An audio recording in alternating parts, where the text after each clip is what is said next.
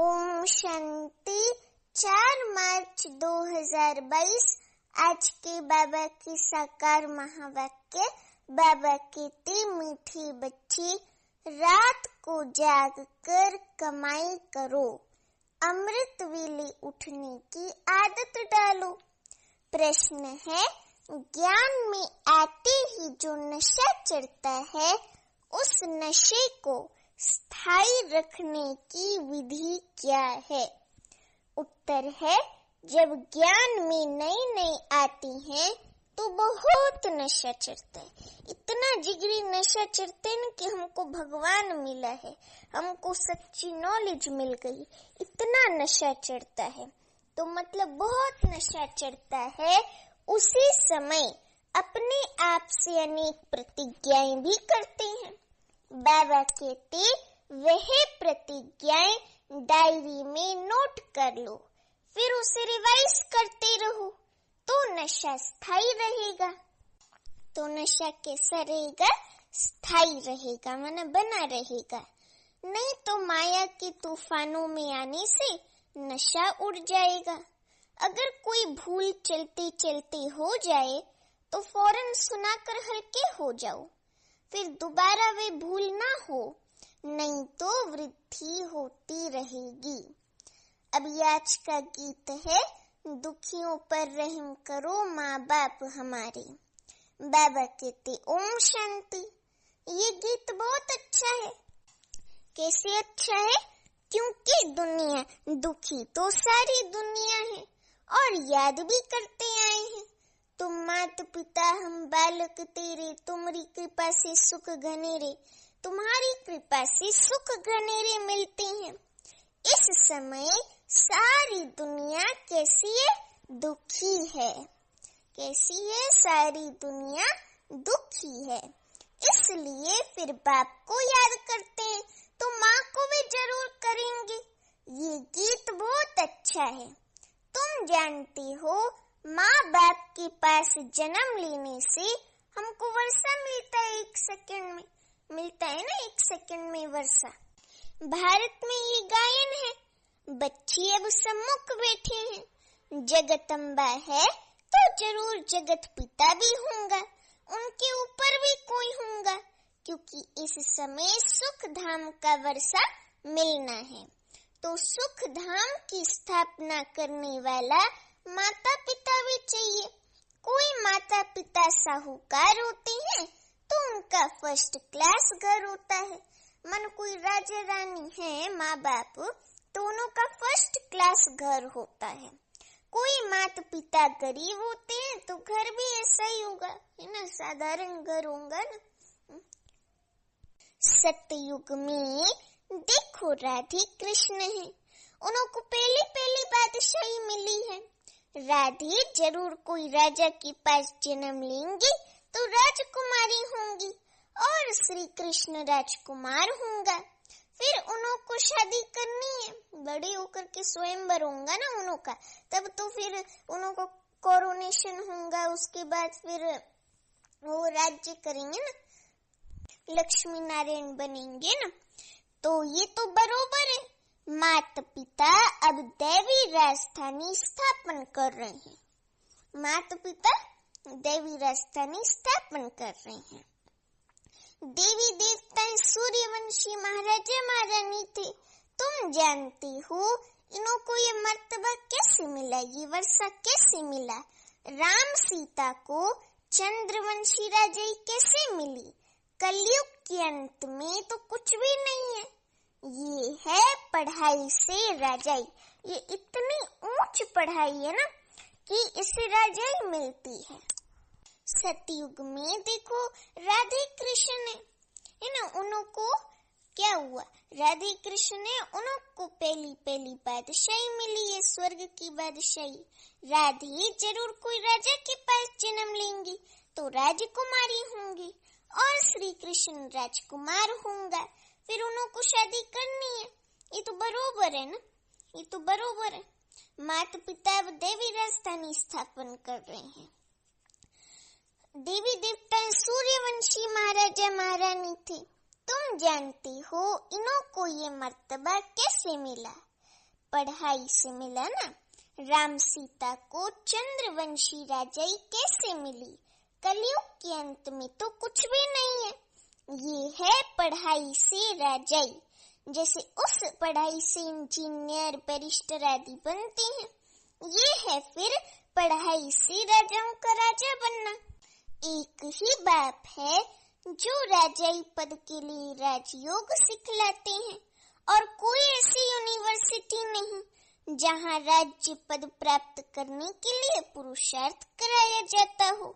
इसका नाम भी है गीता पाठशाला। गीता से तो राजाई पद मिलता है। बाबा जो आकर के हमको सच्ची गीता सुनाते हैं, उससे तो राजाई पद मिलता है। बाबा कहते इसका नाम भी है गीता पाठशाला। गीता से तो राजाई पद मिलता है। अच्छा, वेद उपनिषद से कौन सा पद मिलता है?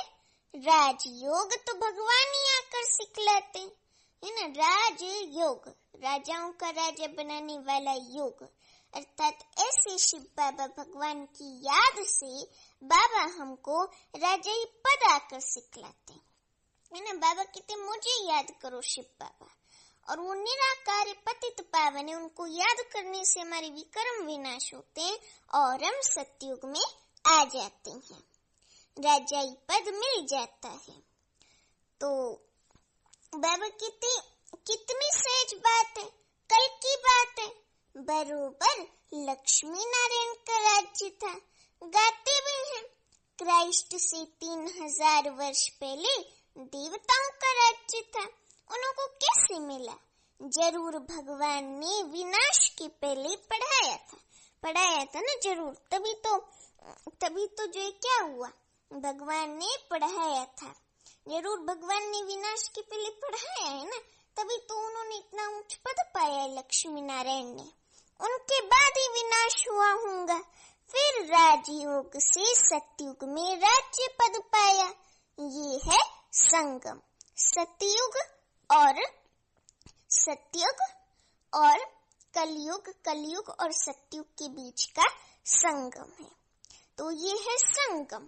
तुम लिख सकते हो इस समय ही सेकंड में सूर्यवंशी चंद्रवंशी राजाई प्राप्त हो सकती है। आकर समझो, जब उनको ये बोलेंगे ना कि सूर्यवंशी चंद्रवंशी राजाई प्राप्त हो सकती है, तो उनको और अंदर से होना होगा कैसी राजाई प्राप्त होती है, हमको भी प्राप्त करनी है।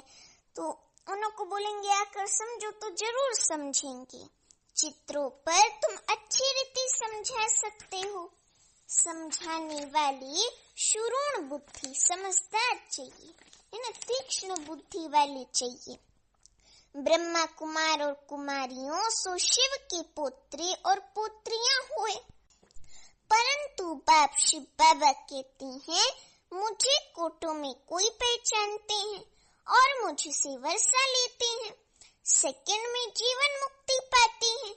फिर जीवन मुक्ति में उच्च पद प्राप्त करने के लिए पुरुषार्थ करना है। ये सब समझाने के लिए ये मेले प्रदर्शनी निकले हैं। ख्यालात चलते हैं, नई नई पॉइंट्स निकलती हैं। बाबा कहते दिन प्रतिदिन चित्र आदि सहज निकलते जाते हैं और निकलते सब ड्रामानुसार ही हैं। कल्प पहले जो एक्ट चली है वही चलनी है। ऐसा कोई लिख न सके कि ये प्रदर्शनी 5000 वर्ष के बाद फिर इस समय निकाली गई है, फिर कल्प के बाद निकलेगी।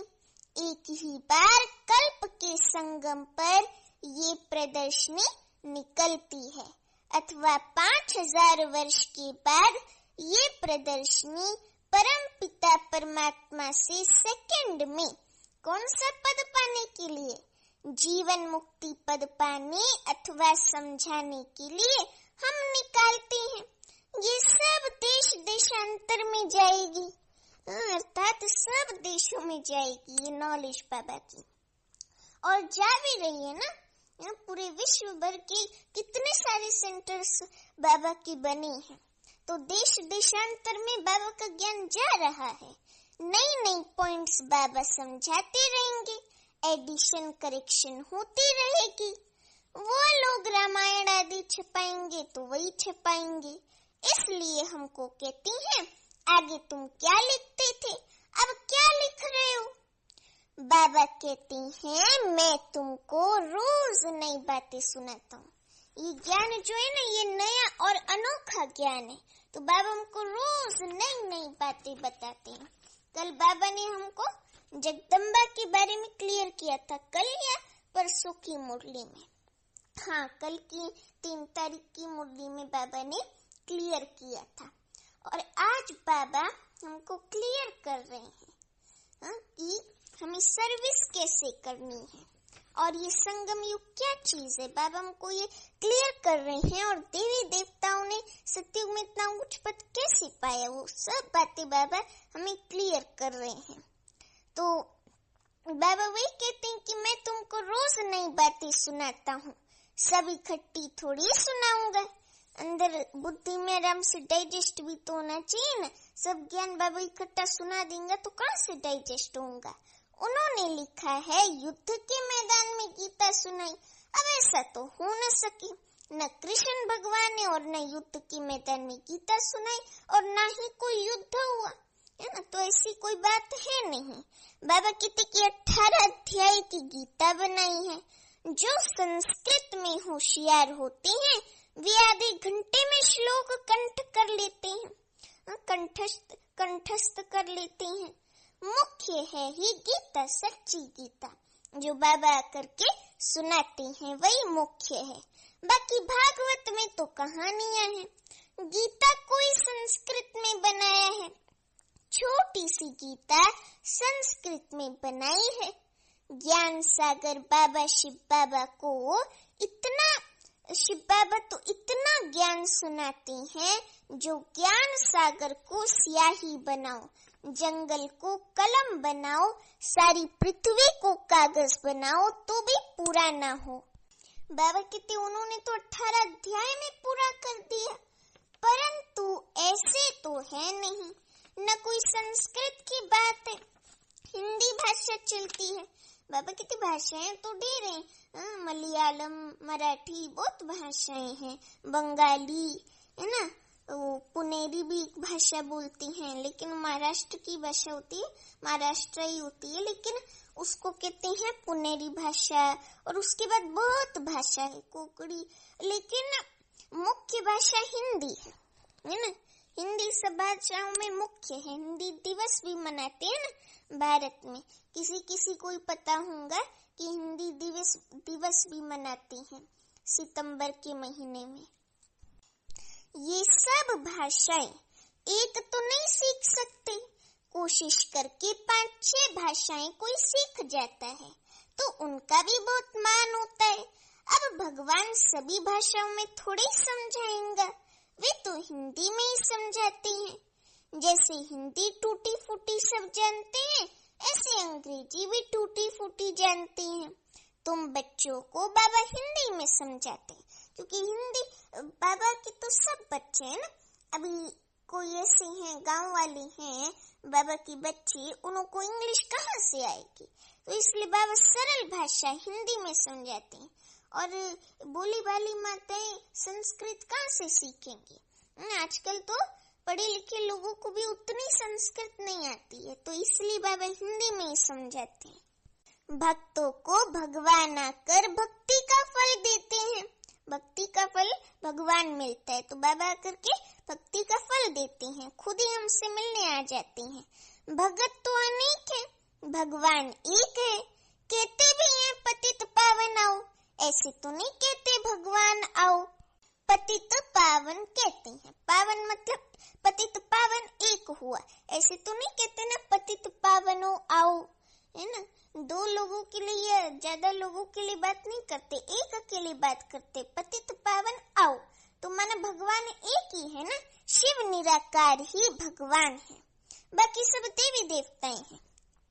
भगवान एक ही है, सबका बाप एक ही है, सबका गॉड फादर एक ही है। क्रिश्चियन धर्म में क्राइस्ट ने कहा था ना God is one, God is one, तो सबका गॉड फादर एक है, वही क्रिएटर है।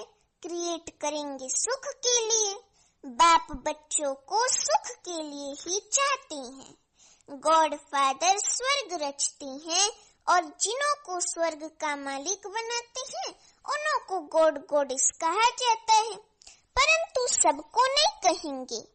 ये बहुत गुप्त बातें हैं। गॉड फादर एडम ईव द्वारा कैसे सृष्टि रचते हैं? गॉड अलग है, ये धीरे धीरे समझते जाएंगे। झाड़ वृत्ति को पाता रहेगा। भारत को ही मुक्ति जीवन मुक्ति मिलती है। भारत में स्वर्ग भी होता है ना, भारत को ही मुक्ति जीवन मुक्ति मिलती है। सुखधाम भारत बनता है। अमेरिका, रशिया है ना, ऑस्ट्रेलिया, ये सब थोड़ी ना बनती हैं सुखधाम। तो सतयुग तो भारत ही बनता है ना। पहले भारत ही प्राचीन खंड था। ये जो पूरा ग्लोब का नक्शा है ना, ये पूरा भारत ही था। बहुत बड़ा था भारत, सबसे बड़ा था। सारे देश पूरे वर्ल्ड में मिला करके सब भारत ही था। भारत बहुत अविनाशी खंड था, भारत ही प्राचीन खंड था। बाबा कहते सबका गॉड फादर एक ही है। वे क्रिएटर है ना, क्रिएट करेंगे सुख के लिए। बाप बच्चों को सुख के लिए ही चाहते हैं। गॉड फादर स्वर्ग रचते हैं और जिन्हों को स्वर्ग का मालिक बनाते हैं, लक्ष्मी नारायण को, वो हम ही तो थे ना, सतयुग में लक्ष्मी नारायण बन गए थे। तो जिन्हों को स्वर्ग का मालिक कहती हैं उन्हों को गॉड गॉडेस कहा जाता है। हम ही सतयुग में गॉड गॉडेस थे, परंतु सबको नहीं कहेंगे। ये बहुत गुप्त बातें हैं। गॉड फादर एडम ईव द्वारा कैसे सृष्टि रचते हैं? गॉड अलग है, ये धीरे धीरे समझते जाएंगे, उन्हों को समझ आती जाएगी। झाड़ वृद्धि को पाता रहेगा। इन भारत को ही मुक्ति जीवन मुक्ति मिलती है। सुखधाम भारत बनता है। पहले भारत ही प्राचीन खंड था जहाँ देवी देवताएं राज्य करते थे। उसके बाद इस्लामी बौद्धी खंड स्थापन हुए। बिल्कुल सहज है। जिस समय जिसका सैपलिंग लगना है उन्हों का ही लगता है। देखो बाबा कहते, देखो कैसे कैसे पत्र लिखते हैं। बाबा हम 4 दिन के बच्चे हैं, हमने आपको पहचान लिया है। कोई तो कितने वर्षों तक भलाते रहते हैं परंतु कभी पत्र नहीं लिखते हैं। बाबा कहते कि कोई तो फट से पत्र लिखते हैं। आगे चलकर माया के तूफान बहुत आएंगे, तूफान से पुराने पत्ते भी गिर जाते हैं। नयों को पहले पहले खुशी का पारा बहुत चढ़ता है। खुशी का पारा चढ़ता है ना, खुशी में एकदम झूमने लगते हैं। हमको भगवान मिल गया, हमको बाबा मिल गया, बाबा हम आपके होकर रहेंगे। परंतु माया कम नहीं है। जब प्रतिज्ञा करते हो तो डायरी पर नोट रखो, तो हमने क्या क्या प्रतिज्ञा की है। अगर नोट नहीं करेंगे ना तो माया ऐसे भुलाएंगी झट से कि आप भूल ही जाएंगे। ऐसा भूल जाएंगे कि कभी प्रतिज्ञा याद ही नहीं आएंगी। तो बाबा कहते कहीं तो प्रतिज्ञा कर, फिर कभी डायरी को देखते भी नहीं है। इससे क्या फायदा? ऐसे नहीं हमारे पिछाड़ी वाले पढ़ेंगे। यहाँ तो कोई पुत्री पुत्रियां आदि रहने नहीं है। जिसने जो उठाया सो उठाया, न पढ़ा तो कच्चा ही रह जाएगा। थोड़ी भूल कर फिर बताया नहीं तो भूल वृद्धि को पाती रहेगी। इसलिए बाबा से भूल को छुपाना नहीं है। एक कहानी भी है कि माँ का कान पकड़ा कि तुमने मुझे पहले क्यों नहीं सुनाया, पहले सुनाती तो मुझे जेल नहीं मिलता। ये सब दृष्टांत है। कभी चोरी नहीं करनी चाहिए। बाबा कहते कभी चोरी नहीं करनी चाहिए, नहीं तो आदत पड़ जाएगी और धर्मराज के बहुत डंडे खाने पड़ेंगे। अभी वर्षे का अधिकारी बनना है कि डंडे का अधिकारी बनना है, वो तो हमारे हाथ में है ना। अब बाप से जितना वर्षा लेना हो सो ले लो। बाबा ने खुली लॉटरी खोली है। बच्चे तुम जितना लेना चाहो लो, यहाँ पे अखुट खजाना है। विश्व की बादशाही बाप दे रहे हैं और क्या दें, बाकी रहा ही क्या, अपनी बेगरी जीवन है। इसमें देही अभिमानी बनना है। इसमें कौन सा अभिमानी बनना है? देही अभिमानी अर्थात आत्म अभिमानी बनना है। देह सहित सारी दुनिया को हम भूलते हैं। लोभ नहीं रखना चाहिए, जो मिले सो अच्छा। कहा जाता है मांगने से मरना भला। शिव बाबा की भंडारी से तो सब कुछ मिलता ही है। अमृत वेले आप ही उठने की आदत डालनी है। रात को जाग कर कमाई करो। बाबा ने ये तन बहुत अनुभवी लिया है। शिव बाबा ने ना ब्रह्मा बाबा का तन बहुत अनुभवी लिया है। वे भी रतन, ये भी ज्ञान रतन। आजकल झूठे हीरे भी ऐसे निकले हैं जो बात मत पूछो। चित्रों पर समझाना बहुत सहज है। सेकंड में बाप से आकर वर्षा ले लो। ऊपर में बाबा, ये है ब्रह्मा कुमार कुमारियां। जब से हम बाबा की बने तो जीवन मुक्ति का वर्षा तो है ही, बाकी हम पुरुषार्थ करते हैं कौन सा पद पाने का? ऊंच पद पाने का।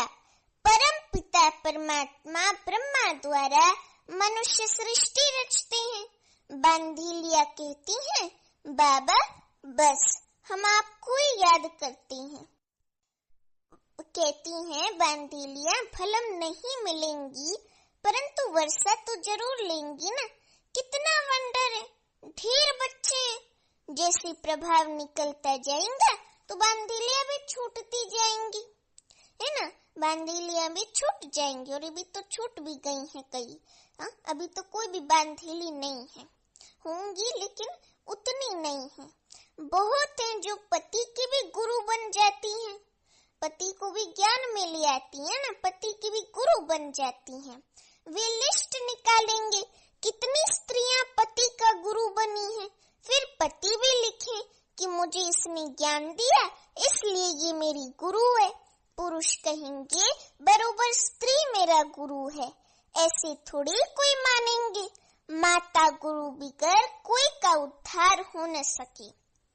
वैसे भी कहते हैं ना कि माता जो है वो सबसे बड़ा गुरु होती है। ऐसे कहते हैं ना, माँ जो है वो टीचर से भी बड़ी गुरु होती है, वो ज्यादा सिखाती है। तो बाबा वही कहते हैं कि कलश जगत माता को ही मिलता है तो जगत माता हुई ना, तो जगत माता ही गुरु हुई ना। आजकल स्त्रियों को बहुत मान देते हैं। बाप भी कहते हैं माता गुरु बिगर जीवन मुक्ति, मुक्ति जीवन मुक्ति मिल नहीं सकती। तो जब माता द्वारा एडॉप्ट हो तब जीवन मुक्ति मिले। माता माना ब्रह्मा माँ है, ब्रह्मा हमारी बड़ी माँ है, तो उसके द्वारा हम एडॉप्ट ना हो, बाबा के नाम बने, तब तक हमको जीवन मुक्ति नहीं मिल सकती। तो माता को गुरु समझना चाहिए। बच्चों को अपना हिंकार नहीं रखना है, माताओं को मर्तबा देना है, फॉलो करना है। दे अभिमान नहीं होना चाहिए, अपने को निरअहंकारी समझना है।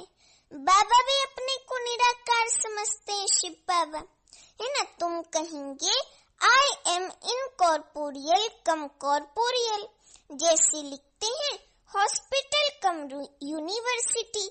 ये सब बातें समझाने के लिए दी जाती हैं। सब में एक रस धारणा नहीं होती। पुरुषार्थ कर क्या करना है? धारण करना और कराना है। इसमें भी देखो बाबा ने कहा पहले खुद धारण करना है, फिर औरों को धारण कराना है। सुना और सुनाया, तुरंत दान महापुण्य। धन दान नहीं करेंगे तो साहूकार कैसे बनेंगे? ये ज्ञान धन ऐसा है ना, जो जितना दो उतना बढ़ता ही जाता है। तो इसको दान करते रहना है। अगर दान नहीं करेंगे तो साहूकार कैसे बनेंगे? तुम हो सबसे जास्ती लोभी। लोभी माना स्थूल धन के लोभी नहीं, और ना ही किसी भी प्रकार के धन के हम लोभी नहीं है, लेकिन लोभी मतलब हमको स्वर्ग का वर्षा मिलता है और हम स्वर्ग का मर्तबा पाने के लिए ज्ञान धन दान करते रहते हैं और साहूकार बनते जाते हैं। तो तुम हो सबसे जास्ती लोभी। सारे विश्व का मालिक बनने की कितनी भारी कामना है, इच्छा है ना हमको, कि हम सारे विश्व के मालिक बनेंगे। इसलिए बाबा हमको पॉजिटिव वे में कहते तुम हो सबसे बड़े लोभी। हर एक को सदा सुखी सदा शांतमय बनाना है। मनुष्य मात्र को कलयुगी भ्रष्टाचारी से सतयुगी श्रेष्ठाचारी बनाना है। भारत में देवताएं थे, अभी नहीं है, फिर जरूर देवताएं होंगे। उनको स्वर्ग कहा जाता है। पैराडाइज अक्षर बहुत अच्छा है। हम पुरुषार्थ कर रहे हैं स्वर्ग का मालिक बनने के लिए। एक बाप के सिवाय बाकी सब भूल जाना है। सबसे मोह नष्ट हो जाना चाहिए, है ना, एकदम नष्ट मोहा बनना चाहिए। अच्छा, मीठे मीठे सीखी लदे सर्विस एबल बच्चों प्रति माता पिता बाप दादा का याद प्यार और गुड मॉर्निंग। रूहानी बाप की रूहानी बच्चों को नमस्ते। अभी हम रूहानी बच्चों की रूहानी माता पिता बाप दादा को याद प्यार गुड मॉर्निंग और नमस्ते। गुड मॉर्निंग बाबा। अभी धारणा के लिए मुख्य सार है। पहली पॉइंट, इस बैगरी जीवन में पूरा पूरा देही अभिमानी बनना है। किसी भी चीज का जास्ती लोभ नहीं रखना है। जो मिले सो अच्छा, मांगने से मरना भला। दूसरी पॉइंट, अपना अहंकार न रख, माताओं को मर्तबा देना है। मर्तबा अर्थात सम्मान देना है। बाप समान निराकारी निरअहंकारी बनना है। ज्ञान धन का दान करना है। आज का वरदान है, चारों ही सब्जेक्ट को अपने स्वरूप में लाने वाली विश्व कल्याणकारी भव। चारों ही सब्जेक्ट को अपने स्वरूप में लाने वाली विश्व कल्याणकारी भव। अभी वरदान का स्पष्टीकरण है। पढ़ाई की जो 4 सब्जेक्ट हैं, उन सब का 1-2 के साथ संबंध है। जैसे ज्ञान को जानने से, ज्ञानी बनने से फिर योग लगता है, तो ज्ञान का योग से कनेक्शन है। योग से योगी बनने से धारणा अपने आप ही होती है, तो योग का धारणा से संबंध है। जब अपने में धारणा होती है, प्रैक्टिकल में हम ज्ञान को धारण कर लेते हैं, ज्ञानी और योगी जीवन स्वतः बना लेते हैं, तो फिर हमारा प्रभाव औरों पर पड़ता है और सेवा होती है। तो चारों का आपस में कनेक्शन है, संबंध है। जो ज्ञानी तो आत्मा है, वे योगी तो आत्मा भी अवश्य होगी। और जिसने ज्ञान योग को अपनी नेचर बना लिया, योगी जीवन ही हो गई। योग लगाने वाले योगी नहीं बनना है, लेकिन योगी जीवन होनी चाहिए। तो जिसने ज्ञान योग को अपनी नेचर बना लिया, उसके कर्म नेचुरल युक्ति युक्त व श्रेष्ठ होंगे। स्वभाव संस्कार धारणा स्वरूप होंगे। जिनके पास इन तीनों सब्जेक्ट की अनुभूतियों का खजाना है, वे मास्टर दाता अर्थात सेवाधारी स्वतः बन जाते हैं। जो इन चारों में नंबर 1 लेते हैं, उन्हें ही कहा जाता है विश्व कल्याणकारी। अभी स्लोगन है, माया के विकराल रूप के खेल को साक्षी होकर देखो तो निर्भय रहेंगे। माया के विकराल रूप के खेल को साक्षी होकर देखो तो निर्भय रहेंगे। अभी अनमोल ज्ञान रतन है, आज भी दादियों की पुरानी डायरी से। इसमें लिखा है, ज्ञान की महसूसता का सुख है ही शांति अर्थात निर्विकल्प हो जाना। अंदर जाने से अर्थात अंदर गहराई में जाने से ज्ञान की शांत स्वरूप हो जाते हैं, शांत रूप हो जाते हैं। इस अविनाशी ज्ञान से संपूर्ण शांति के स्थान पर जाए पहुँचते हैं। शांत अर्थात योगी योग निष्ठी अवस्था को धारण करने से योग की बहुत तेज लाइट निकलती है। जो दिन रात ऐसी मीठी योग की अवस्था में रहते हैं, उन्हें अपरंपार खुशी होती है। उनके सब हद के बंधन टूट जाते हैं। बेहद की स्थायी खुशी प्रकट हो जाती है। ऐसी अवस्था में दिल बहुत हल्की रहती है, एकदम फरिश्तों जैसी हल्की रहती है और खुशी की लहरों में फूले नहीं समाती हैं। यही निष्ठा, योग की चाबी है जो हम दैवी वचनों ने पिता ईश्वर शिव बाबा द्वारा प्राप्त की है। अच्छा, ओम शांति।